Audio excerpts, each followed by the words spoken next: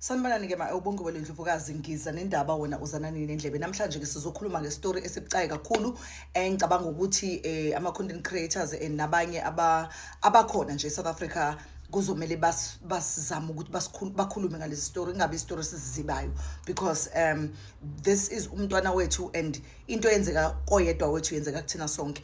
So kunobhuti ekuthiwa umntwana omncane nginami, so angeke ngize ngimbize ngobhuti. Umntwana ulahlekile, silahlekelwe ingane ma South Africans, silahlekelwe ingane igama layo uMazwi wakubheka. uMazwi uneminyaka ewu27. uMazwi apparently uMazwi be owner i-tuck shop eFosloras. And uMazwi maka owner i-tuck shop eFosloras kuthi bathi amalungu omndeni kukhona ama-Pakistanians abekafika kuyena ezomtshela ukuthi enene acela ukuthi asebenzise lesa sitolo kube isaso kungabe isakhe. Wanqaba ke ngaleyo ndlela ukuthi ubengafuni ukuthi athathe i-tuck shop yakhe and give it to someone else.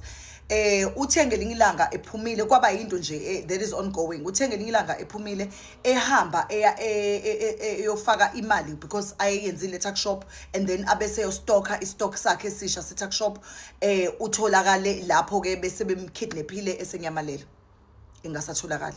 It's been inyanga manje uMazwi engatholakali. Baboshiwe abantu ababili abantu baseFosloras. What they did was bablockile ilokhuzana ama-spaza shops abo my friend awasebenzi. So until kuze kutholakale lo mfana, ngiyacela ke South Africa, we're not doing enough. Ngiyacela ukuthi sisukume kube into esithathela phezulu le because akwazi ukuthi ngalahleka until sesazi ukuthi kwenzekeleni enganeni. Sifuna iphila futhi.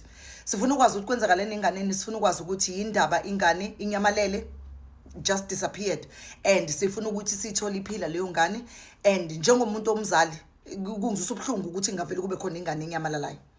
I've realized that eSouth Africa also kuyalahleka kakhulu abantu manje, like nje ukulahleka komuntu kuyinto elula kakhulu. Ngiyacela ke nina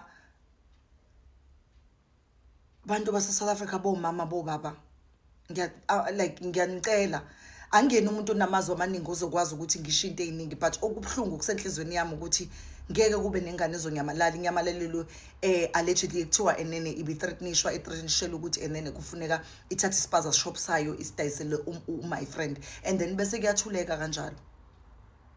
Ngeke iPakistan likwazi ukuthi li-threatenishe ingane yethu if that is a true story and then ingane yethu inyamalale bese kuyathuleka kucwebisa iziba.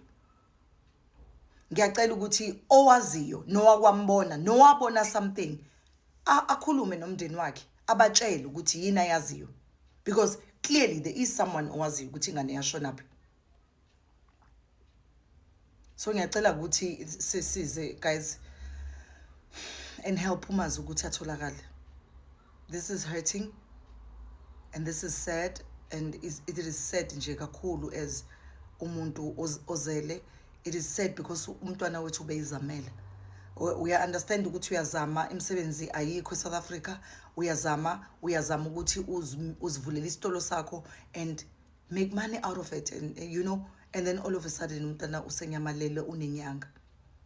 The more sipusha lento the better for us to find out ukuthi kuphi ingane. Ngiyacela ukuthi nje no commissioner wethu astilele nale case because lena kubalekile ukuthi isolveke before izibhebhe zele udlame, ngoba akekho umuntu ongathula kulahleka ingane yakhe ngaleli sisimo lesi ikidnapiwe. So ngiyacela ke ma South Africans nihlabene lawule and nisize umntwana wethu ukuthi umntwana wethu abuye esafe ekhaya, abuyele kubazali bakhe. Kutholakala ukuthi obani abenzele ukubi kuyena and bamkidnape ngoba ngasiphi isizathu.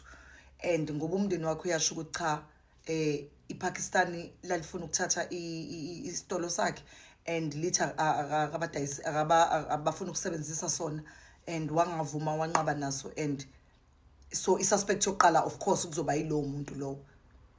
So sicela ukwazi ukuthi iphi ingane and sicela nisibuyisele ingane yethu.